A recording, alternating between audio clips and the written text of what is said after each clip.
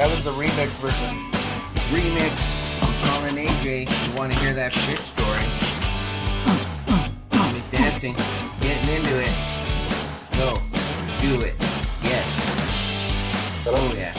Hello, is this AJ? Yes, sir. This is. How are you?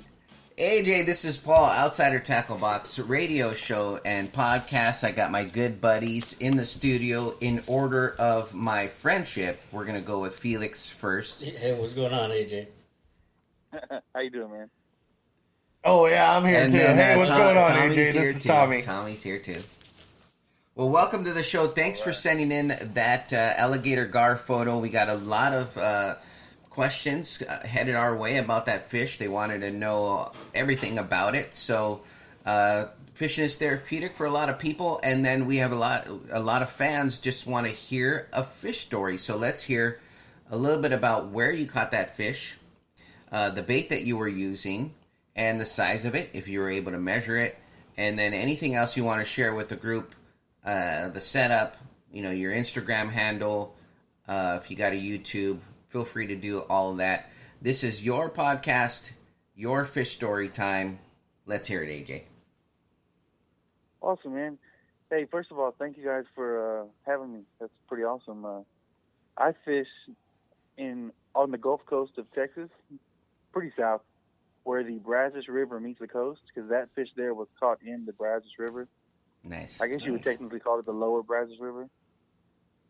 It's pretty much full of gar, man. It's a pretty awesome fish to hunt. I catch almost all of them on mullet. One thing different about most of the gar fishermen you'll see using carp and freshwater fish. Yeah. That fish there was caught in brackish water. So I can literally catch a redfish, then a gar, then a trout. So I have a limited bait selection. So most of them eat mullet. Okay. That particular fish was 5.5 foot.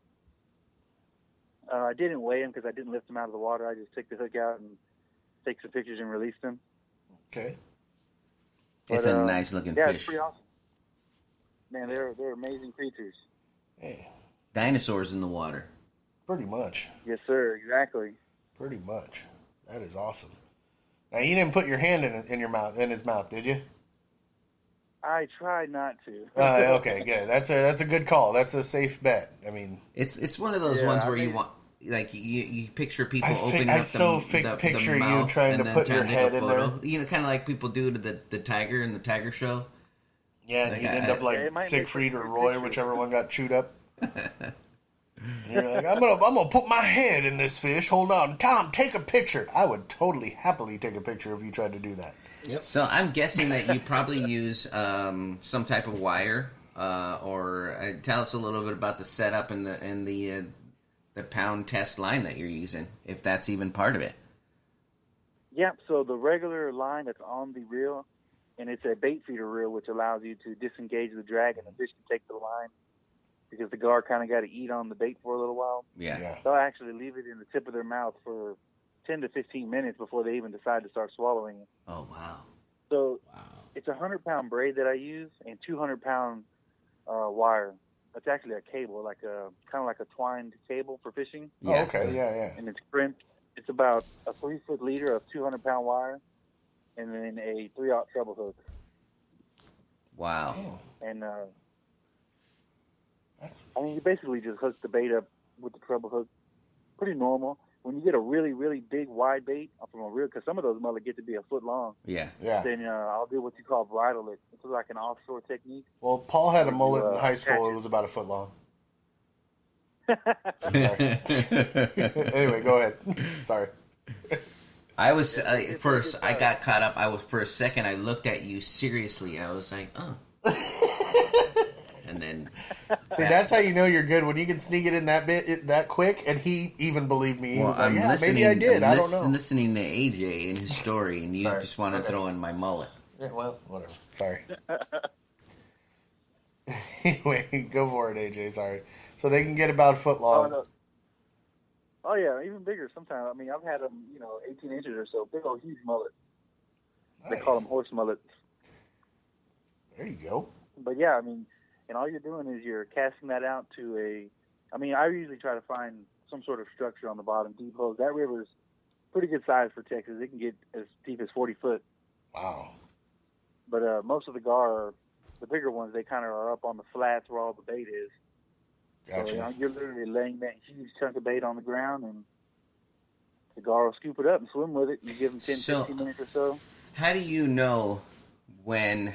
Is it just? I imagine it comes with experience. You know when it's time to set the hook, because as a fisherman, and usually what I fish for, or when I see my line being tugged on just a little bit, I think as fishermen, we tend to just want to go and like run over to our pole and then set the hook. But it sounds like you have to wait a little bit, so you're gonna see your line being kind of like moved around, and you're like, oh, he's biting it. He's gonna eventually swallow it. But at what point do you be like, do you just go like, well, it's been 10 minutes, maybe it's time? Or does your line just, because your line starts taking off and you're like, it's there? Okay, so that is, like you said, I mean, naturally you want to react. You want to set the hook. Yeah. But it is an extremely grueling process to just sit there and wait while the fish has the bait in his mouth. Yeah. It's terrible, but you got to wait. I usually, man, there's so many. And, like, if you look it up in research, there's so many little things that people say to go by, because usually the gar will take it. Yeah. And in a river system, almost every time he heads downstream, and then for some reason or another, it's usually, man, it's almost like clockwork. 10 or 15 minutes, he'll turn around and go back upstream. And research says what he's doing is using the current and the flow of the river to position and swallow the bait. Now that he has killed it or... So that's kind of what I use. It's not near 100% accurate. It's just a better way to use it than waiting too long and letting that gar choke on that hook too deep. Because I try to get every hook out. Sometimes you can, sometimes you can't. But for the most part, if you wait too long, it's just really bad for the fish. Yeah. So yeah, 10 or 15 minutes, but you would be surprised. I mean, there's so many gar in the river, and I mean, they're pretty well populated over here, but I mean, I go fishing and I miss 10 and catch one. That's just the nature of the beast, so, Wow. And that's just due to not wanting to hook it too deep. I don't want to kill every fish I catch, so. Yeah. Yeah, but that makes sense. I mean, that's kind of interesting that they would swim downstream, turn around, and then use the the current itself to push shove it down its throat. Shove it down its throat, kind of thing, like get it in position and start munching on it. Just get in my belly. That's pretty interesting. Because of their snout and their teeth, they have a reputation of like freshwater sharks. You know what I mean? Everybody thinks that they bite in half, and that's it. It's done. Yeah. But realistically, their teeth are like similar to an alligator. They only puncture. They're not serrated, and they're not like blades like a shark. Yeah. They puncture and grab. They have to kill and pretty much drown their prey. Makes sense. You know what I mean? So they bite it, hold on to it for a long time, take them underwater. I think that's where the 10 to 15 minute comes into play. Then they'll literally position the bait how they want it and slowly swallow it as they swim. It makes sense. Now, I it sounds never like would've guessed that. their diet consists of a lot of other bait fish, and from what you're saying, but will they ever attack something like a plastic or like a lure if you're trying to catch something else, or are they just... I've never done it myself, but there is some really awesome fishermen up in the Dallas area. I'm sure you've heard of him. His name is Bubba Vadry. Okay. I also follow him on YouTube, and I've learned a lot from him myself. But he actually uses a lipless crankbait, it's a rattle trap. Oh, okay. Wow. And he catches them on there as well. Okay. Well, rattle traps do have a good swimming motion. I mean, they're a pretty good bait all around in as far as action. So that would make sense. I mean, for them to go after something like that. But I mean, yeah, it's pretty neat. He does it on a huge setup. He has those huge. I think they're like even an ounce heavy. They're really big rattle traps. And I'm sure the rattling, it's more of an aggressive strike. Yeah, probably because they're trying to just hit it and run with it, kind of thing. It's more of a live thing. So maybe that's what maybe he doesn't have to wait. So he doesn't have to wait that 10-minute kind of period because he's they're already trying to just grab it and hold on to it as tight as they can. Yeah. So and they do have a soft tissue right on the very insert of their mouth, on the bottom of their snout. they have a really soft tissue underneath their jaw. Uh-huh. I think a lot of the problem is with hooking into that area is usually you're using such a big bait that hook never touches the bottom of their jaw. It's still on the bait. You know what I mean? Yeah. So you're really counting on them swallowing it to the back of their jaw and catching the side of their mouth. Yeah. That's where it seems like probably 90% of the hookups are is on the soft of the back of the jaw on the left or right, not the bottom or top. Yeah, and see, with that rattle trap, that probably just hits it because the hooks are exposed and everything. So that's pretty cool. Yeah, the hooks are way open. You know, if it hits any of the soft tissue in the mouth, it's got it. Yeah, exactly. Now, Especially if it's an it, aggressive but I can strike. imagine. You know, if it's an Right. aggressive strike like that, it's gonna hook in pretty quick. Yeah. Now, how do Never you, tried it, but I would imagine that's pretty difficult to get that rattle trap out of there. Oh, I'm sure it is. I was going to ask, how do you get the hook out without losing fingers? So in my case, a lot of trial and error, to be honest with you, but I ended up settling with a... Sorry. So you're down to 8? Yeah, you're down to 8 figures. Oh, trial and error. I've only got 7 left, but I'm okay. I've got cuts on my hands, my ankles, and my legs from where they thrash around. You get too close to them, but mostly, I mean, they're not trying to bite you. They just happen to hit you with the teeth, you know. But what I use is I have come up with a 1/2-inch PVC, about 3 to 4 foot long, and I took a Dremel and I cut a line all the way down the 1/2-inch PVC to where I Like can the hook actually remover for It's it. like insert the fishing line. Yeah, it's a I can hook insert remover. the fishing line. Right. So I insert the fishing line into the PVC and I slide the PVC all the way down to the Yep. hook, Yep. and you jab the hook out. Yeah. Same Yeah, thing. that's the So same your thing. hands never go in the mouth. We do the same thing with, I mean, stupid little things like trout and catfish. Yeah, we have well, a small trout, one we got that we the do the same tiny, thing. you know, size 18 trebles that they swallow, you know, instead of going in there with pliers or anything, we get a hook remover. Yeah, because Same- those things same are too concept. small. But yeah, no, that's actually really ingenious to be like, hey, absolutely. you know, I'm gonna slide this thing. Yeah. Just the idea is just stay as far away as you can, but get the hook out. Yeah, no joke, man. That's So what do pretty you do? smart. What do you do when you have to kiss it to let it go? Yeah, Man, very carefully. yeah. You kiss your fish, let it go. He's like, Kiss "Oh." it on the tail. Yeah, like I'm not getting anywhere near that thing. Again, Paul would be the one that's like, here, let me put my, I'm gonna kiss it right on the tip of the snout. Oh my God, he's got my lips.